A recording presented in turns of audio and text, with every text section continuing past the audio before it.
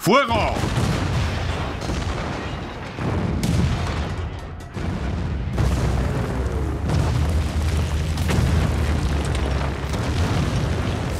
Durante 4 años, entre 1914 y 1918, Europa parecía abocada a la autodestrucción.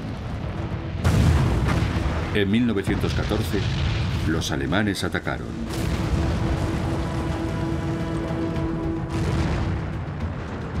La guerra se extendió como si fuera la parca con su guadaña por todo el planeta. Pero principalmente en Rusia, Bélgica, Italia, Francia, Oriente Próximo y los Balcanes. La Primera Guerra Mundial fue una masacre de la humanidad, un crimen monstruoso. Murieron unos 10 millones de soldados. Solo en Francia murieron más de un cuarto de los hombres de entre 20 y 30 años. En 1915, un soldado anónimo se atreve a grabar a una brigada de sepultureros en acción.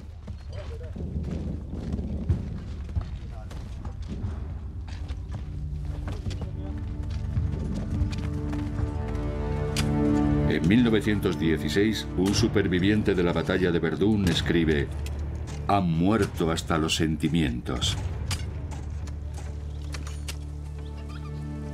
Las viudas, los huérfanos y las madres desconsoladas se cuentan por millones. Pero el 11 de noviembre de 1918, a la señora Díaz, en Bourget, Francia, le llega la noticia del alto el fuego. Se ha firmado un armisticio. El cabo Pierre Sellier es el primero en anunciar el fin de las hostilidades con un toque de corneta. Llevan 1562 días esperando este momento.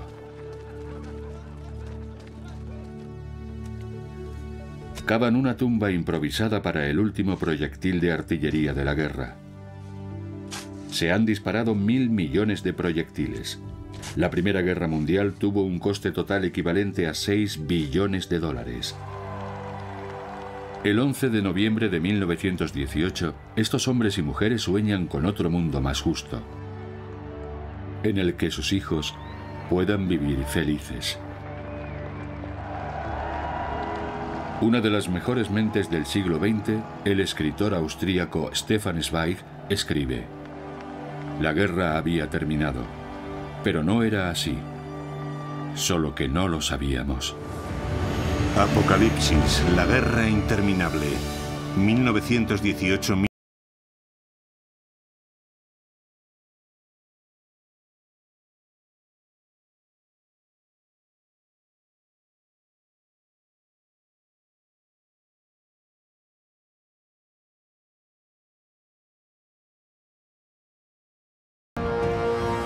Los soldados del Imperio Británico, Estados Unidos, Francia y sus colonias, Bélgica, Italia, Portugal, Serbia, Rumanía, Rusia y otros muchos países han derrotado al Imperio Alemán, al Imperio Austrohúngaro y al Imperio Otomano precursor de Turquía. Se acabó la guerra. Las multitudes enloquecen cuando sus líderes proclaman que ha ganado el bando de los buenos. El novelista Albert Simonand es testigo del júbilo en las calles. Y escribe: «Entre la muchedumbre, trabajadoras de fábricas y mujeres distinguidas se agarraban del brazo, y todos se deshacían en abrazos y se besaban en los labios».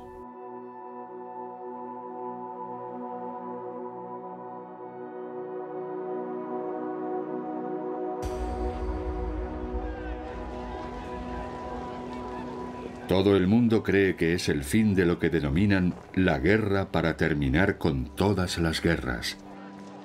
El soldado Louis Bactas escribe: «Era libre.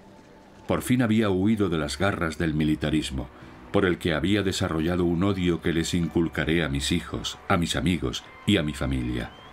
Les diré que las palabras patria, gloria y honor militar son unas de tantas que pretenden ocultar el hecho de que la guerra es horriblemente atroz, desagradable y cruel.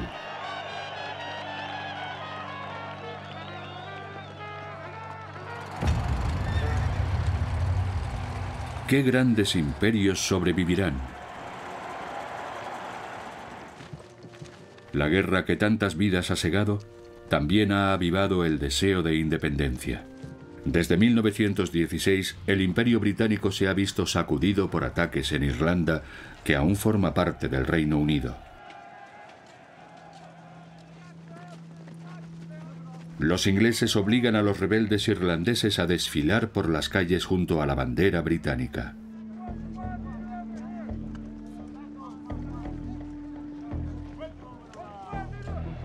Los imperios derrotados se vienen abajo.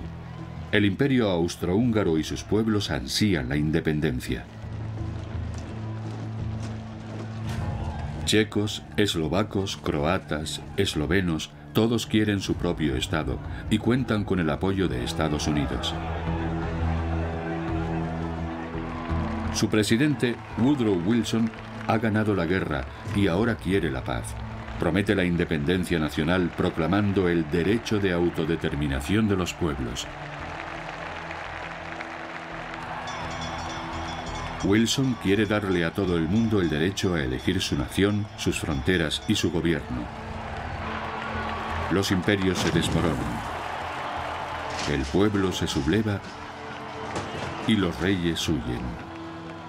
Carlos I, el último emperador de Austria-Hungría, y la hermosa princesa Zita renuncian a sus palacios por un exilio mucho menos glorioso.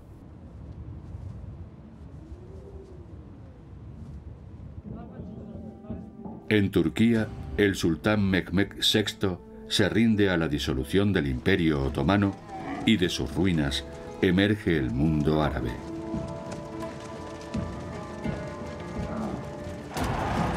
Quienes han resistido vuelven a casa como héroes.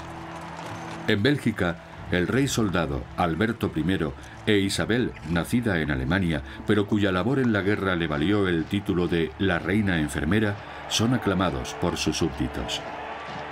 El rey Alberto implanta el sufragio universal masculino. El 11 de noviembre de 1918, los belgas se muestran eufóricos tras 4 años de ocupación. Les rinden homenaje a sus liberadores, los canadienses, los grandes vencedores de la ofensiva de los 100 días, la última batalla de la guerra que sumó otros 2 millones de heridos y muertos a la masacre. La guerra parece acabarse de repente. En Flandes, unos escoceses descubren un tren alemán con miles de granadas de mango. En el norte de Francia, los alemanes se han retirado dejando un panorama desolador. Han destruido las fábricas y su maquinaria de forma sistemática.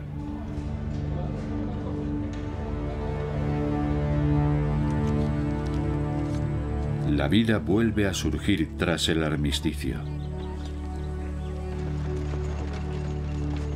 Es una fecha para recordar. Las 11 de la mañana del 11 de noviembre, la 11ª hora del 11º día del 11º mes. Pero, ¿qué es un armisticio? No es la paz. Solo la suspensión de las hostilidades mientras se negocia un tratado, cosa que promete ser difícil. El novelista Henri Fauconnier le escribe a su prometida: «Me temo que estamos igual de listos para la paz que para la guerra. Estamos entrando en la etapa más crítica. Por suerte somos los vencedores». Pero, ¿se sienten derrotados los alemanes en realidad? Deben evacuar Bélgica y el norte de Francia, zonas que llevan ocupando desde 1914. Se retiran hasta la orilla izquierda del Rin, abandonando incluso Alsacia-Lorena. Unos días después, el movimiento de extrema derecha l'Action Française organiza una manifestación simbólica en la Plaza de la Concordia de París. Unos soldados que lucharon en las trincheras esparcen tierra de Alsacia para celebrar su vuelta a Francia. En 1870, Francia había perdido Alsacia, junto con parte de Lorena, tras una guerra desastrosa con el Imperio alemán.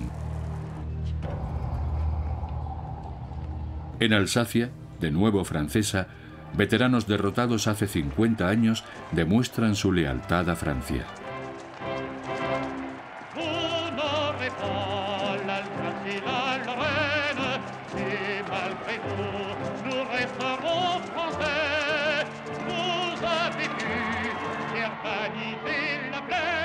Y los colegiales, ataviados con el traje tradicional, besan la bandera junto a sus madres.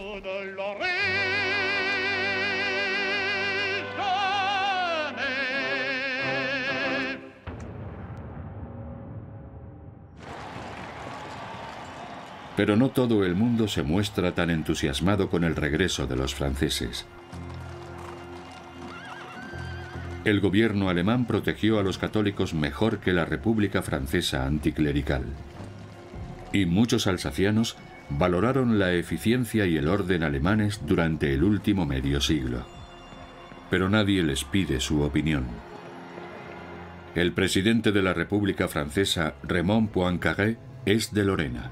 Cuando hacia finales de 1914 el número de muertos había superado toda cifra conocida por Francia, Poincaré debería haber hecho lo que estuviera en su mano para detener la que sería la mayor carnicería de la historia.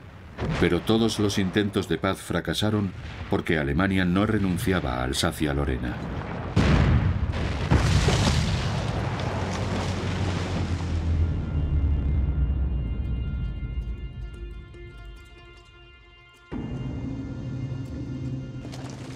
Los alemanes vuelven a su país de forma ordenada y con una sonrisa.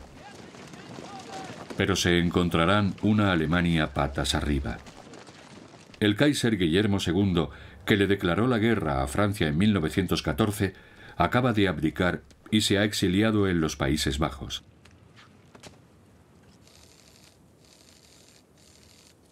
Su partida es una de las condiciones del armisticio que resulta tan humillante para Alemania.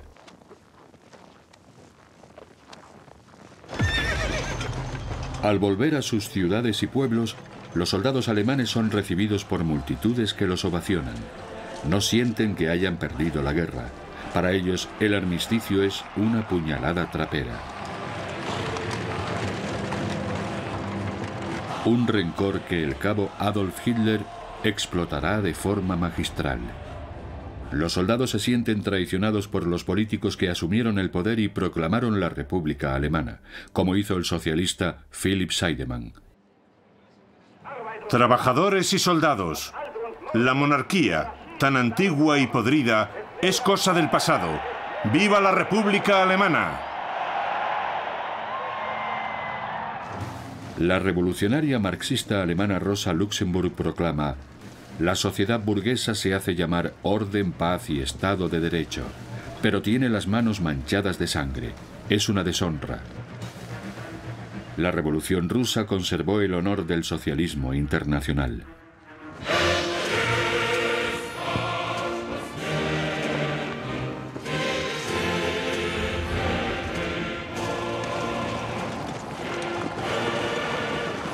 En Rusia, Lenin y los bolcheviques han asumido el poder y han iniciado el Terror Rojo en una sangrienta guerra civil para eliminar a los anticomunistas.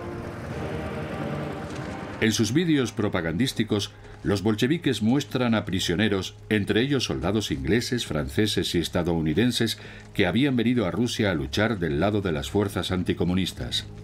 Lenin denuncia esta intervención extranjera en una grabación poco conocida. Los capitalistas están librando una guerra contra los soviéticos. Pretenden restaurar el poder del zar, los terratenientes y los capitalistas. Pero no lo permitiremos.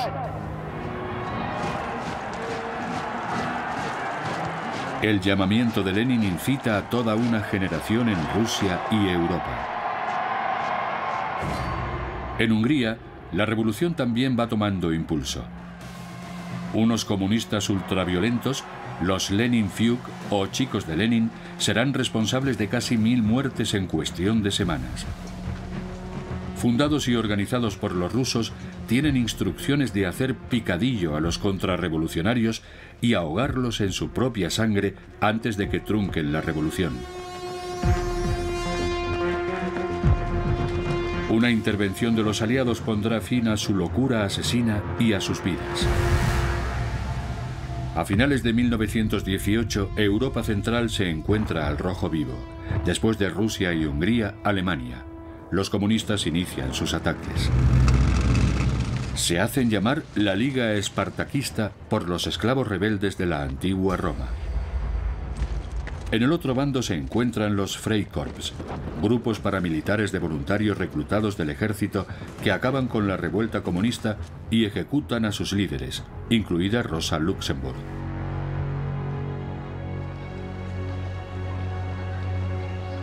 Algunas familias alemanas sienten nostalgia por la guerra, pero la mayoría quiere volver a la paz y a la prosperidad.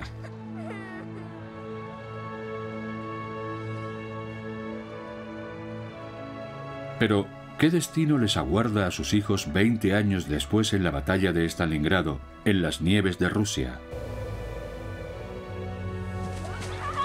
¿Qué destino le aguarda a esta familia judía?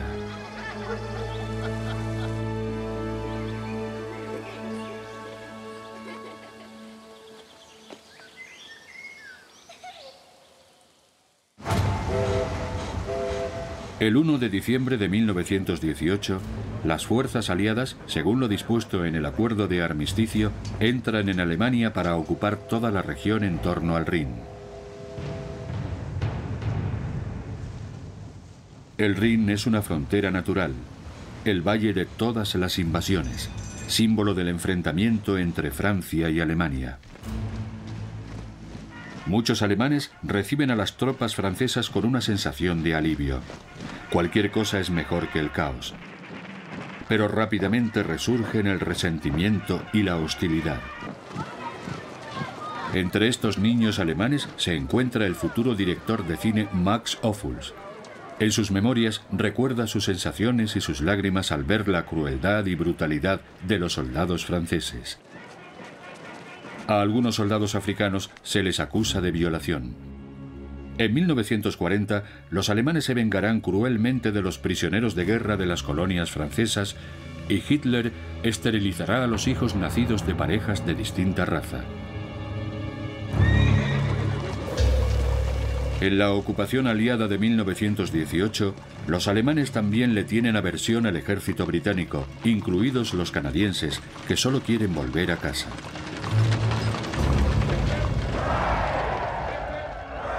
Durante los años de la guerra, en los canadienses se ha despertado un profundo sentimiento nacional en contra del Imperio Británico, al que aún pertenecen.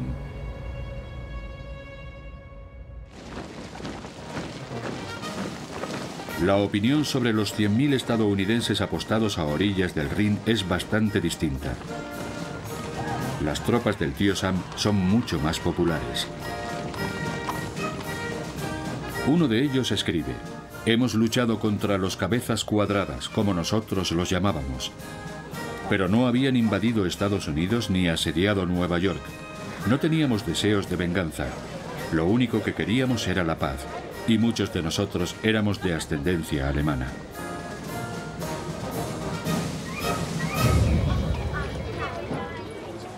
Con las Navidades de 1918 a la vuelta de la esquina, se anuncia un suceso histórico.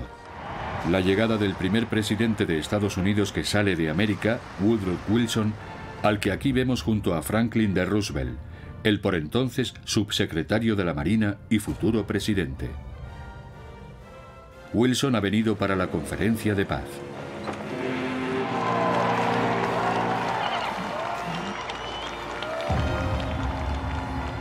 Llega a París el 14 de diciembre de 1918 junto a su esposa Edith, tataranieta de la princesa nativa americana Pocahontas.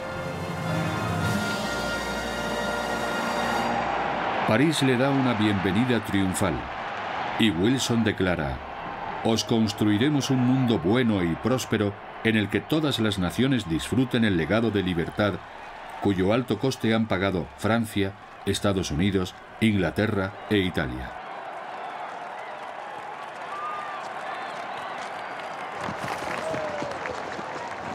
El futuro líder comunista Marcel Cassin escribe en su periódico L'Humanité: Wilson conecta profundamente con el proletariado. Es el único político que ha descubierto el lenguaje de la buena voluntad y la justicia.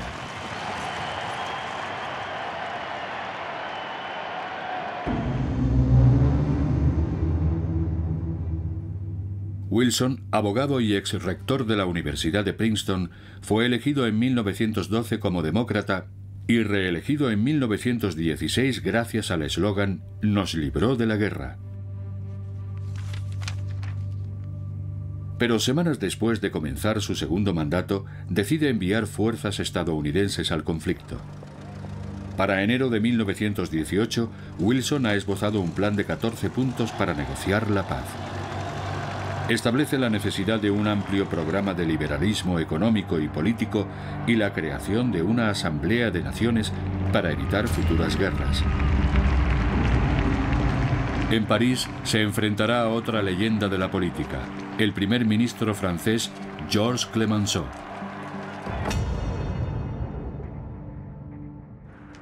Tras llegar al poder durante la peor etapa de la guerra, Clemenceau lideró el conflicto con mano de hierro. Apodado El Tigre, solo quiere una cosa: humillar a Alemania y hacer que el país pague una compensación por la devastación infligida en Francia.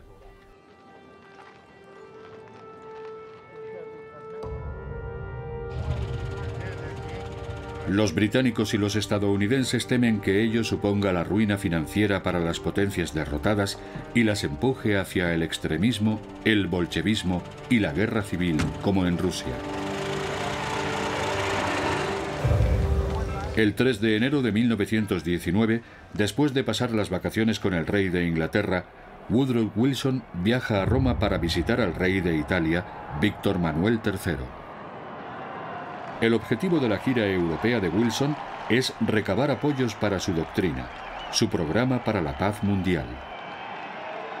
Sobre todo, quiere reconocer el derecho de autodeterminación de los pueblos. Wilson está encantado con el entusiasmo de los italianos, pero en realidad no aplauden su programa, sino la victoria de los aliados. Los movimientos nacionalistas temen que el derecho a la autodeterminación de Wilson lleve a la pérdida de territorios. Uno de sus militantes más acérrimos es el periodista Benito Mussolini. El futuro dictador llama a Wilson bandido de la plutocracia internacional.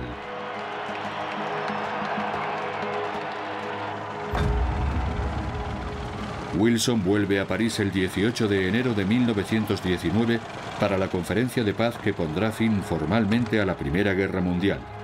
Fundará un nuevo orden europeo y establecerá nuevas normas internacionales.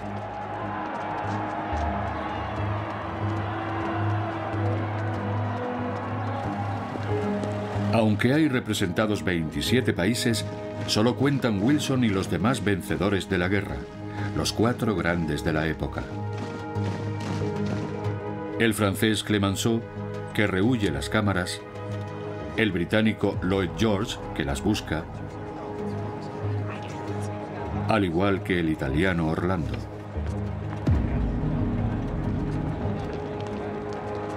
Durante 6 meses debatirán los términos de los tratados impuestos a los derrotados, el Imperio Alemán, el Imperio Austrohúngaro y el Imperio Otomano, a los cuales no se ha invitado a la mesa negociadora. Pero los alemanes confían en Wilson. Su doctrina les parece moderada y debería permitirles conservar su territorio. Los alemanes le temen sobre todo a Clemenceau. Está obsesionado con la seguridad de sus fronteras con su vecino alemán, más poblado y productivo.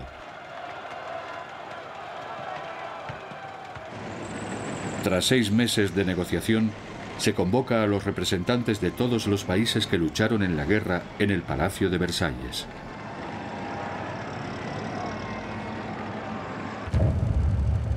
...28 de junio de 1919... No se trata de una fecha al azar, es un funesto aniversario. Exactamente 5 años antes, el 28 de junio de 1914, el príncipe heredero austríaco fue asesinado en Sarajevo. Aquel fue el detonante de la Primera Guerra Mundial. El escenario tiene un carácter simbólico, y no solo para los franceses. Fue aquí donde en 1871 se proclamó el Imperio Alemán tras la derrota de Francia en la Guerra Franco-Prusiana. Y el mundo fue testigo del afloramiento del poder de Alemania. El deseo de venganza explica también la decisión de Clemenceau de ordenar que se dispongan 4 gueules cassées, o caras mutiladas, a la entrada cuando lleguen los delegados alemanes.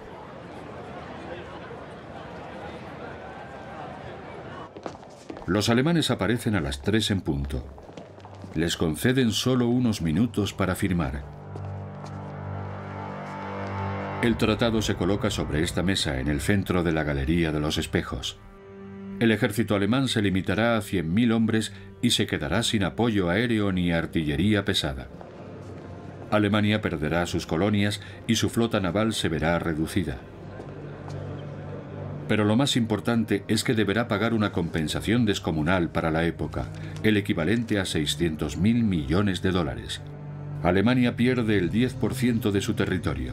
Para contenerla por el este, los aliados quieren resucitar Polonia, dividida en el siglo XVIII, y darle acceso al mar Báltico, dividiendo así a Alemania en dos. Un movimiento absurdo y peligroso que hará imposible una paz duradera. Son las 3:15. Se acaba de firmar el Tratado de Versalles.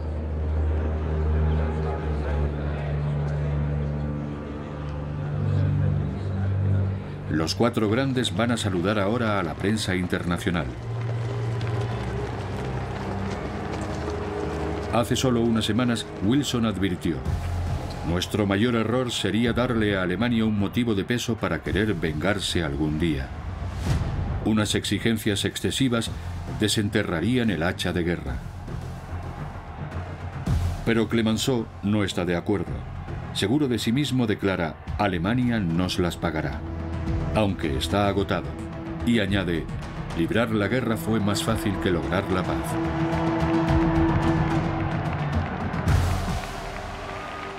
La realidad es que la magnitud del desastre provocó conmoción. Una de las grandes mentes de la época, Paul Valéry, escribe en 1919: ahora las civilizaciones sabemos que somos mortales. Habíamos oído hablar de muchos desaparecidos, de imperios destruidos junto con todos sus hombres y sus máquinas. Pero esos desastres no nos incumbían, y ahora vemos que el abismo de la historia es lo suficientemente profundo como para que quepamos todos en él.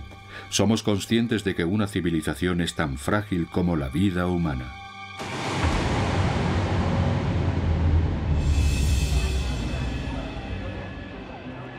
...14 de julio de 1919...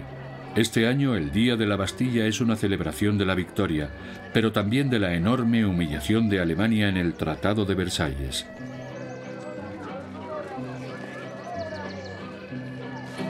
Es una celebración agridulce para las viudas de Francia.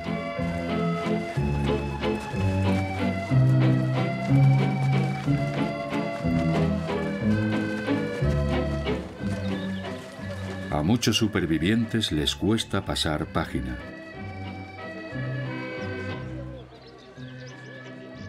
En una carta censurada por las autoridades postales del ejército, un soldado escribe: no se puede celebrar nada cuando han muerto millones de personas.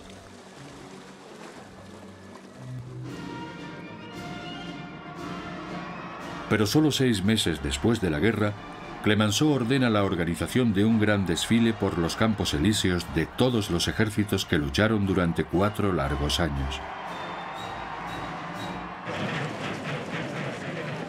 Para cubrir el acontecimiento, la revista estadounidense líder de la época, Outlook, envía a su mejor periodista, Elmer Baldwin. Y él escribe: las amplias aceras están abarrotadas. Hay gente en escaleras, balcones y tejados. Cuando se dispara un cañón, su eco se pierde entre la ovación de miles de personas. Aquí vienen Joffre, vencedor de la batalla del Marne, Foch, comandante general de las fuerzas aliadas, y el líder de las tropas estadounidenses, Pershing, con un profundo semblante militar. Entre la multitud alguien grita «¡Sonreíd!» y los belgas sonríen. Están más relajados, pero los británicos reciben los mayores aplausos, sobre todo los escoceses. Y la gente grita al ver a los japoneses, los griegos, los polacos, los bronceados portugueses y los nerviosos serbios. Pero, ¿y los rusos? No los bolcheviques, sino los aliados que sacrificaron a 2 millones de hombres para que este día fuera posible. Y aquí llega Pétain con su caballo blanco. No me imaginaba al héroe de Verdún tan joven. Un prestigioso periodista, Robert Leflers, escribe en el diario Le Figaro: todos esos uniformes, los de todos los países, se tiñeron del mismo color, el de la sangre. Los mutilados cuyos brazos y piernas se quedaron por el camino cojean hacia la gloria. Tras esta procesión que ensalza a los vencedores, ¿qué ha sido de los auténticos perdedores? Los 8 millones de heridos de todos los países en guerra que han perdido extremidades, que han sido gaseados, que han sufrido traumas, que se han quedado ciegos.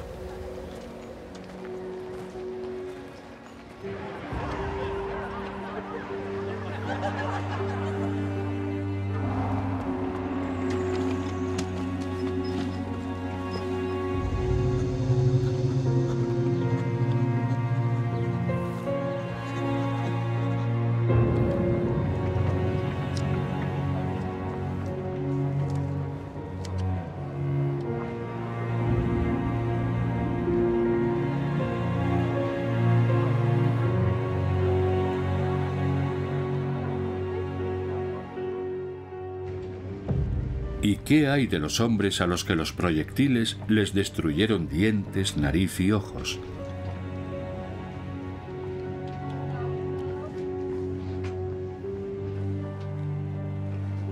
Una enfermera de la Cruz Roja Suiza, Henriette Remy, recuerda: en mi vida había visto tal atrocidad. Había unos 20 monstruos rodeados de un hedor repugnante. Hombres que ya no tenían nada de humanos, con un desastre desfigurado por rostro. Henri Remy está presente cuando uno de esos hombres heridos se encuentra con su hijo pequeño, que grita horrorizado al verlo. Llora y dice: soy un adefesio. Pasar de ser un hombre a esto, un horror para mi hijo, una carga para mi mujer, una deshonra para la humanidad. Dejadme morir. Y se acaba suicidando. Y este hombre, que se casó en 1914, el día antes de irse a la guerra, escribe: la imagen reflejada en el espejo me aterra. Grito de la desesperación, pero con un agujero en lugar de boca, y de él solo salen los gruñidos de una bestia salvaje.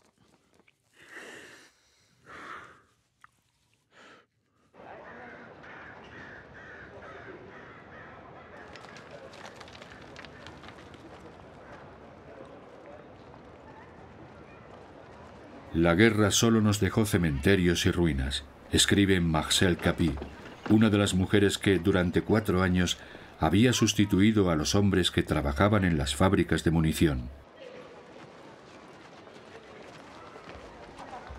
Las mujeres francesas exigen en vano su derecho a votar, ya concedido a las británicas. Y no solo eso, sino que las despiden de las fábricas para que los soldados que vuelven ocupen su puesto. Al menos imploran que vuelva la paz para quedarse. Marcel Capy, ahora pacifista entregada, escribe: los denominados tratados de paz son en realidad fuentes de conflicto. Inspirados por la venganza, convierten la injusticia en doctrina y han sumido a Europa en el caos. El Tratado de Versalles es absurdo. El Tratado de Versalles será la base de los discursos vengativos de Hitler, grabados aquí por primera vez en 1919 en una manifestación de extrema derecha. No es más que un informante antibolchevique del ejército, pero sabe cómo sacarle partido a este tratado de paz con tantos defectos. Y escribe: lo de Versalles fue una deshonra, y esta paz dictada supone un auténtico expolio para nuestro pueblo. Francia, enemigo mortal de nuestro pueblo, nos está reprimiendo sin piedad. Hitler mira a su alrededor y no ve más que miseria. Y declara: que la vergüenza y la rabia que sienten 60 millones de alemanes se convierta en un torrente de fuego.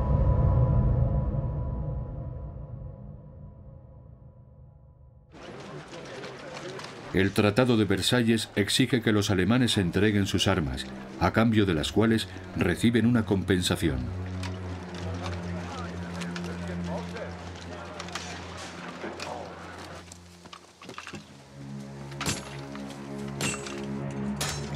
Ven cómo sus aviones y artillería son destruidos por orden de los aliados.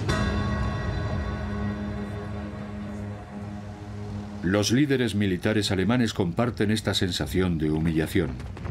Ahora dirigen un ejército reducido que transformarán en una fuerza de combate de élite para vengarse de Francia e Inglaterra.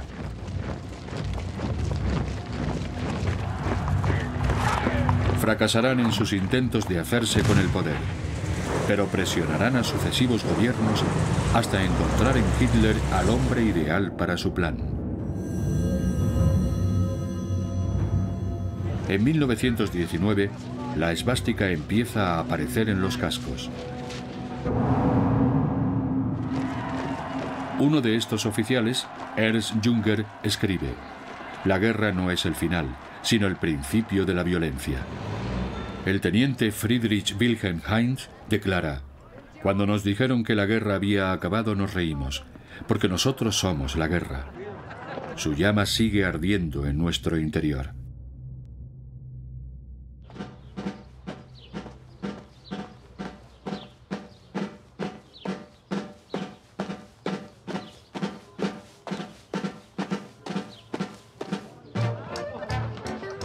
La sociedad respetable de Alemania apoya al ejército y apoyará a Hitler.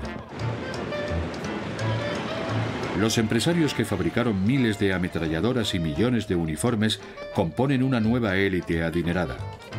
Los berlineses inventan una palabra para ellos: Rafke, aquellos que no hacen más que amasar riqueza. Viven rodeados de una extrema pobreza.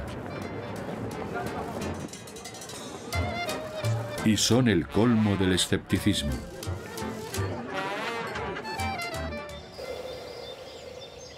En Francia, las trincheras están vacías y los pájaros vuelven a cantar.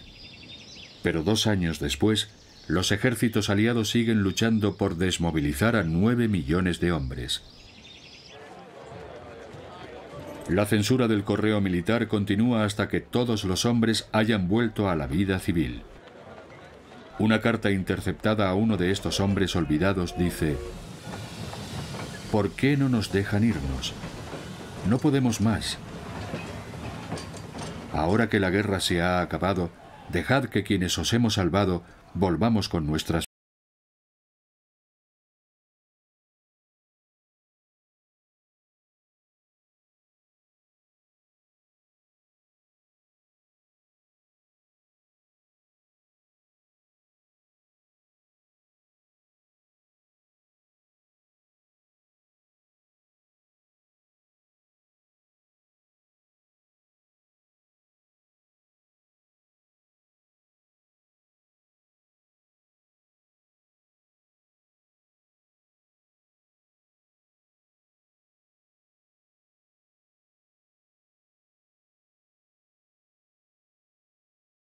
soldados franceses desmovilizados tienen derecho a un atuendo de civil, pero las provisiones escasean.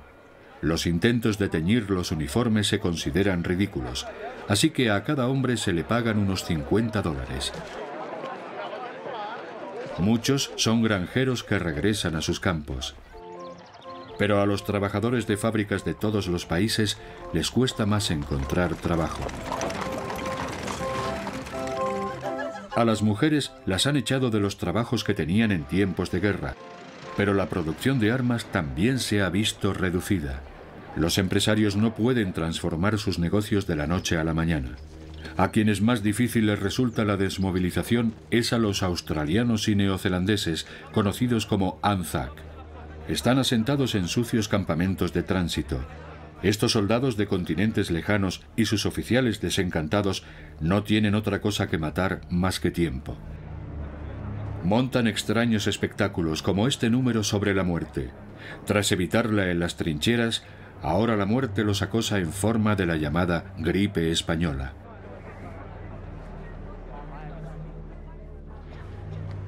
Se trata de una gripe aviar especialmente virulenta que se cobra más de 20 millones de víctimas, más que la propia guerra.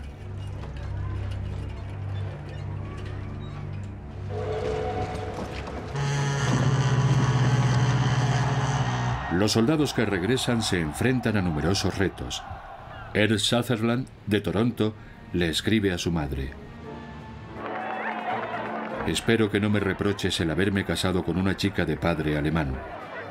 Rosa es muy cariñosa y sincera, y ha sido muy buena conmigo. Por favor, no la repudies antes de verla».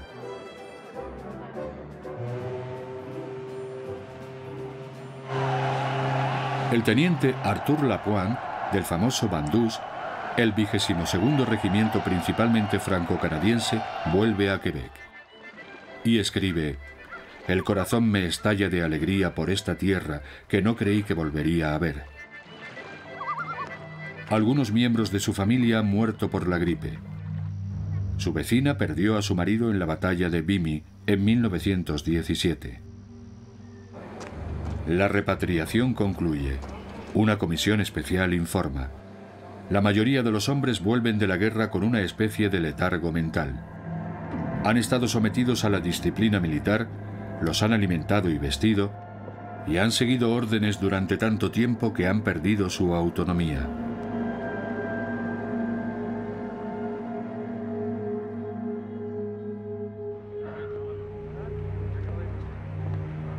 La Comisión de Hospitales Militares de Canadá afirma con seguridad: que les quede claro a todos los soldados con discapacidad que la palabra imposible no sale en nuestro diccionario.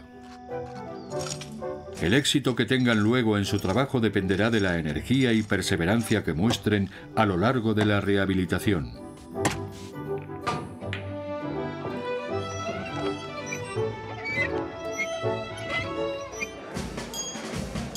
$478.000 estadounidenses salen también de Francia, pero no sin antes desinfectarse y quitarse todos los parásitos que cogieron en las trincheras y otros lugares peligrosos, como los burdeles. Pero lo que más preocupa a los médicos es la gripe española.